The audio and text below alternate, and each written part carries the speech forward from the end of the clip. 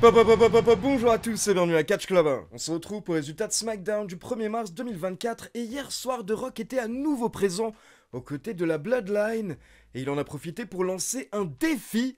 Il a challengé Cody Rhodes et Seth Rollins à WrestleMania 40. Donc je vais tout vous expliquer dans un instant. Mais d'abord, je tiens à remercier les boissons Holy Energy qui sponsorisent cette vidéo et qui nous rejoignent à nouveau en tant que sponsor pour toute l'année 2024. Donc énorme hit à Holy Energy, merci beaucoup à eux. Et un petit rappel de tous les avantages que vous avez avec les boissons Holy. Holy est une marque de boissons qui fait des boissons énergisantes et des iced tea. Et déjà, il faut savoir qu'il y a plein d'avantages avec Holy. D'abord, Holy est notamment vendu sous forme de pot et un pot permet d'éviter de jeter 50 canettes, donc c'est beaucoup plus écologique. Puis pour info, Holy ne contient pas de sucre ni de taurine et les arômes et colorants qui sont dedans sont naturels, donc c'est beaucoup plus sain. Holy utilise également de la caféine cristallisée qui a un effet plus long terme et permet d'éviter un crash post-caféine, donc c'est plus efficace. Et par exemple, dans un pot, vous avez 50 portions, ce qui revient à 80 cents la boisson, donc c'est vraiment plus économique.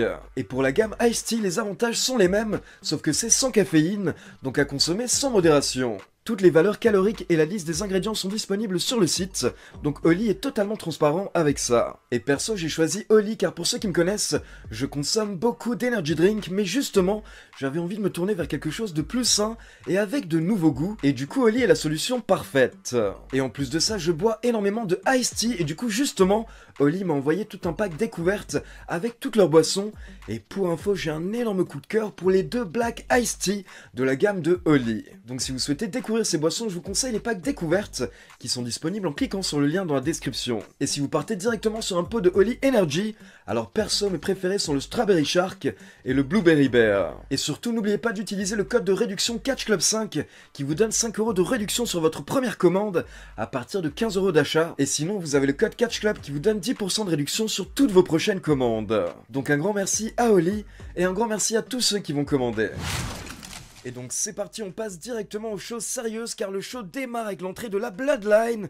Donc Roman Reigns qui est champion depuis 1279 jours, accompagné par Solo Sikoa, Jimmy Uso et Paul Heyman. Roman Reigns monte sur le ring et il demande au public de le reconnaître. Le public gueule bien entendu, mais là Roman Reigns dit que ce n'était pas assez fort et qu'habituellement c'est plus fort, donc il n'est pas satisfait. Et il dit que bien entendu ce n'est sûrement pas de sa faute, donc ça doit être de la faute de la foule. Donc il va retenter une seconde fois, et il demande mieux de la part du public. Donc Roman Reigns demande à nouveau au public de l'acknowledge, mais c'est toujours pas assez. Du coup il demande une troisième fois, mais ça ne lui va toujours pas, donc au final Roman Reigns décide de se casser. Et en gros il dit qu'il n'a pas envie de rester ici à Glendale dans l'Arizona où on était hier soir pour SmackDown. Donc il demande à Paul Heyman de contacter le Jet, de faire le plein, car il veut se casser. Mais là, Paul Heyman rappelle au chef tribal qu'ils doivent rester car ce n'est pas terminé. Et il y a The Rock qui doit faire son entrée. Donc petite page de pub et on enchaîne avec l'entrée de The Rock qui est tout de même pas mal acclamé par la foule. Et en gros c'est simple en fait, pendant qu'il est là, il va trash talk un petit peu le public et là le public va huer.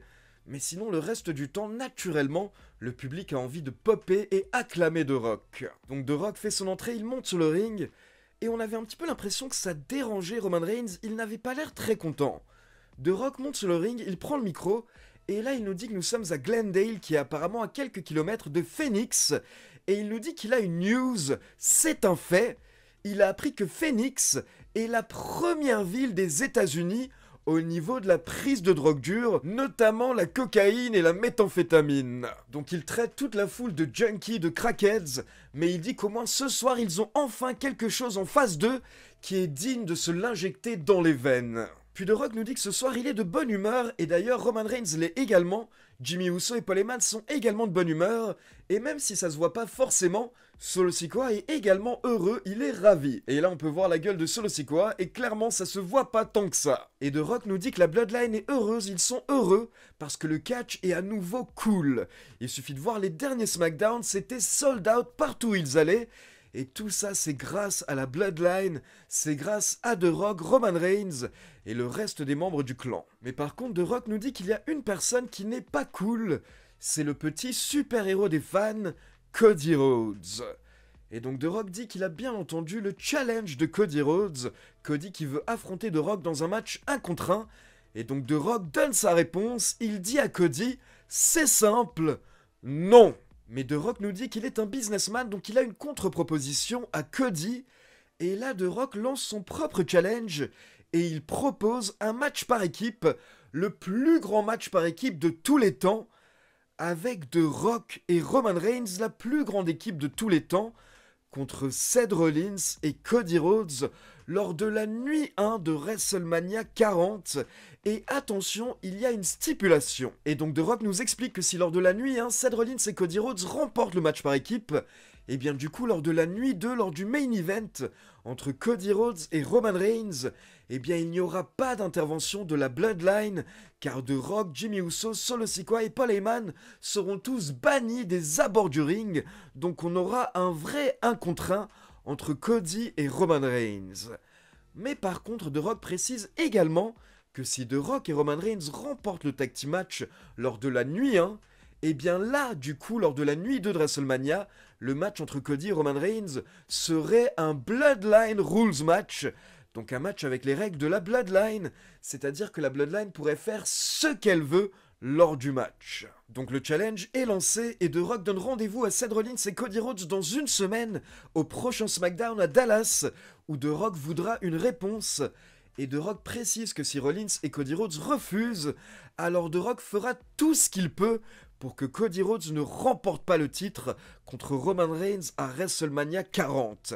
Et The Rock nous rappelle que dorénavant, c'est un actionnaire, il fait partie du conseil d'administration, donc c'est l'un des patrons et il peut faire ce qu'il veut. Et là, The Rock a terminé, donc il se lance dans sa catchphrase « If you smell », mais d'un coup, il est stoppé par Roman Reigns qui met son bras sur le micro de The Rock et qui l'arrête en pleine catchphrase.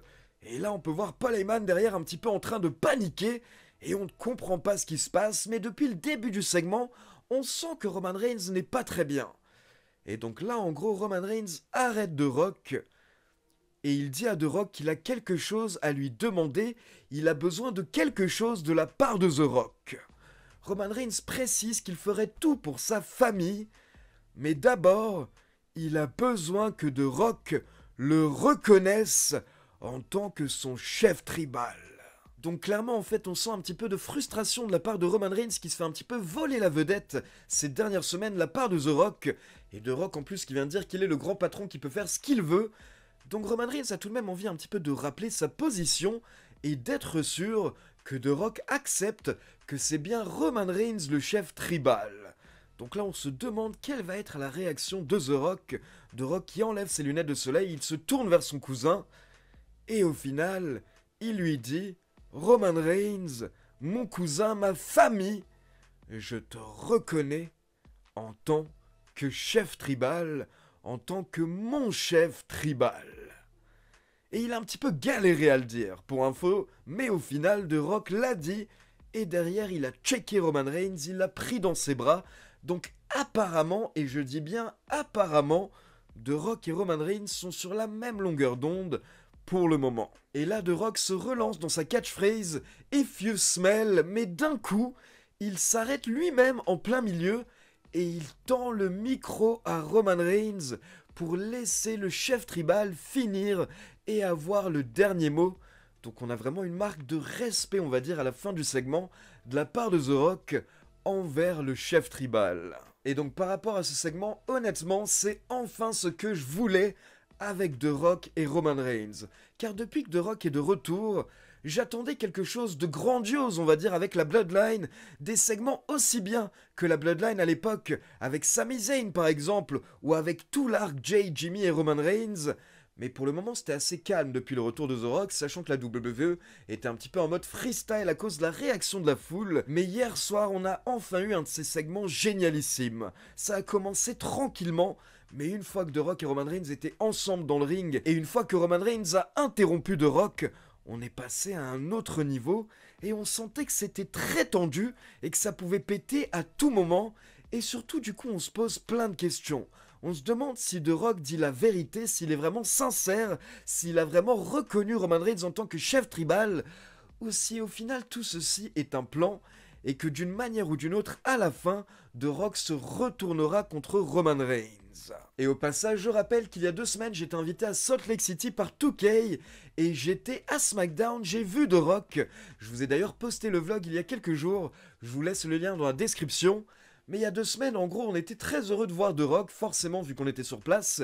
Mais par contre, on a eu un segment très basique avec The Rock. Alors que hier soir, on est clairement passé aux choses sérieuses avec ce challenge, ce match par équipe, Roman Reigns et The Rock contre Cody et Seth Rollins. Et donc on aura la réponse de Cody et Rollins la semaine prochaine à SmackDown. Maintenant, bien entendu, j'imagine qu'ils vont accepter, mais du coup, la question c'est comment ça va se passer au niveau de Rollins qui doit également affronter McIntyre. Est-ce que Rollins va avoir 2 matchs lors de la nuit 1 ou alors est-ce qu'il va avoir son tag team match lors de la nuit 1 et défendre le titre mondial lors de la nuit 2? Les 2 choix sont possibles, j'imagine que la WWE va tout nous expliquer lors des prochaines semaines. Ensuite, on passe dans les vestiaires et on peut voir Austin Theory et Grayson Waller qui regardent des extraits du Chamber Match sur leur téléphone. Et on a Grayson Waller qui montre à Austin Theory l'élimination de Randy Orton. En gros, quand Logan Paul a frappé Randy Orton, et ils sont en train de mourir de rire, sauf qu'ils ne se rendent pas compte que Randy Orton est arrivé derrière eux. Donc là, Randy Orton les interrompt, et il dit que c'est hilarant. Et Randy Orton ajoute qu'il a également envie de faire quelque chose d'hilarant ce soir, et il a envie d'arracher la tête d'Austin Theory ou de Grayson Waller, donc il leur laisse décider lequel va affronter Randy Orton plus tard ce soir. Et là, encore une fois, on a Grayson Waller qui tente de se sortir de la situation et qui dit à Randy Orton, écoute, je pense qu'il vaudrait mieux que ce soit Austin Theory car justement récemment, il m'avait dit qu'il voulait t'affronter. Donc là, Randy Orton dit, ok, parfait, ce soir j'affronte Austin Theory, on se voit plus tard les gars. Et là, Randy Orton s'en va, mais encore une fois, on voit Austin Theory qui n'est pas content, et il dit à Grayson Waller que ça fait 2 fois qu'il le fout dans la merde. Il l'a déjà pas défendu lors de Elimination Chamber, et ce soir, il le place dans un match contre Randy Orton. Mais là, Grayson Waller essaie de faire comme si c'était pas une mauvaise chose, et il dit « Mais non, c'est un cadeau pour toi, grâce à moi maintenant t'es dans le main event de SmackDown face à Randy Orton, c'est une méga opportunité bro !» On enchaîne avec l'une des nouvelles recrues de SmackDown, Tiffany Stratton, qui a affronté Naomi dans un bon petit match d'environ 9 minutes, où Tiffany Stratton n'a pas hésité à un petit peu tricher, notamment à la fin, elle a aveuglé Naomi, et un peu plus tard, elle lui a porté son magnifique moonsault pour la victoire.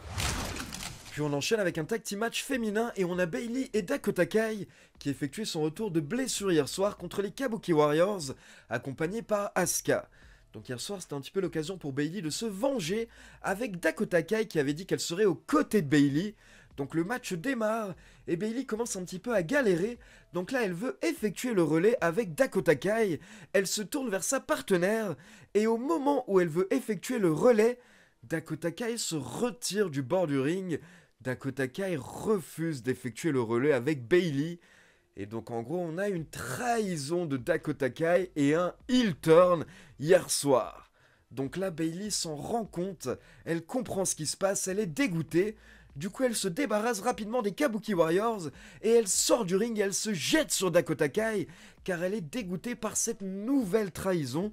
Bayley qui du coup se retrouve toute seule. Mais malheureusement au final Bayley ne peut rien faire. Et du coup, elle se retrouve avec tous les membres de Damage Control qui s'acharnent sur elle à la fin du match. Et directement après le match, on retrouve Damage Control en coulisses qui croise LA Knight avec une chaise. Car hier soir, pendant tout l'épisode de SmackDown, LA Knight cherchait AJ Styles pour se venger de l'attaque qu'il a subie lors de Elimination Chamber. Puis d'un coup, Damage Control avance encore un petit peu. Et là, Damage Control croise Jade Cargill. Et clairement, c'est tendu. Mais vous avez Nick Aldis qui intervient, et Nick Aldis explique à Damage Control qu'il dealera avec elle un peu plus tard, mais là pour le moment il invite Jade Cargill dans son bureau, car il doit discuter avec elle. Puis on enchaîne avec l'un de mes chouchous, Bron Breakker, qui je le rappelle a rejoint SmackDown, comme vous l'avez vu dans mon vlog aux États-Unis. Et hier soir donc Bron Breakker affrontait Zion Queen dans un squash match. En gros, la cloche a sonné et Bron Breakker a directement porté un spear à son adversaire. Donc il a remporté le match en 6 secondes. Mais c'est très positif pour Bron Breakker et on sent que la WWE va vraiment le pusher dans le roster principal. Puis on enchaîne avec un street fight avec Santos Escobar contre Carlito. Et forcément, au bout de quelques minutes, vous avez le reste de Legado del Fantasma qui sont intervenus pour aider Santos. Donc Joaquin Wilde et Cruz del Toro ont tenté également d'intervenir, mais ils se sont fait rapidement démonter, exploser par Legado del Fantasma.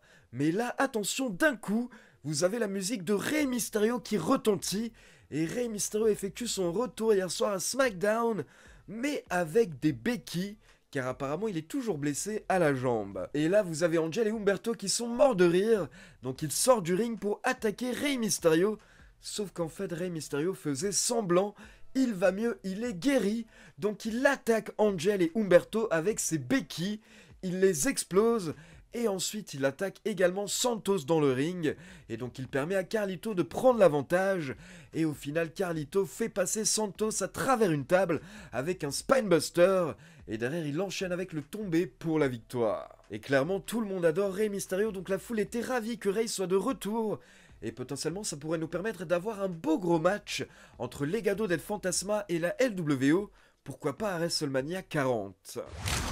Puis on retourne en coulisses et on retrouve Nick Aldis avec Pete Dunne et Tyler Bate qui ne sont pas contents de s'être fait voler au niveau des titres par équipe lors de Elimination Chamber, et justement Nick Aldis leur dit que récemment il a parlé avec Adam Pearce par rapport aux titres par équipe et prochainement ils auront peut-être une annonce à faire. Mais là Nick Aldis entend que c'est un petit peu le bordel, donc il va voir ce qui se passe et il trouve encore une fois LA Knight qui cherche AJ Styles. Donc Nick Aldis explique à LA Knight que ça sert à rien, car suite à ce qui s'est passé lors de Elimination Chamber, ce soir AJ Styles n'est pas présent, Nick Aldis lui a demandé de rester chez lui. Mais ça n'a pas vraiment l'air de calmer LA Knight qui promet à Nick Aldis que quand il trouvera enfin AJ Styles, il le mettra KO avec une chaise. Puis on enchaîne avec le main event, Randy Orton contre Austin Theory, accompagné par Grayson Waller, et avant le début du match, on a également Kevin Owens qui rejoint la table des commentateurs.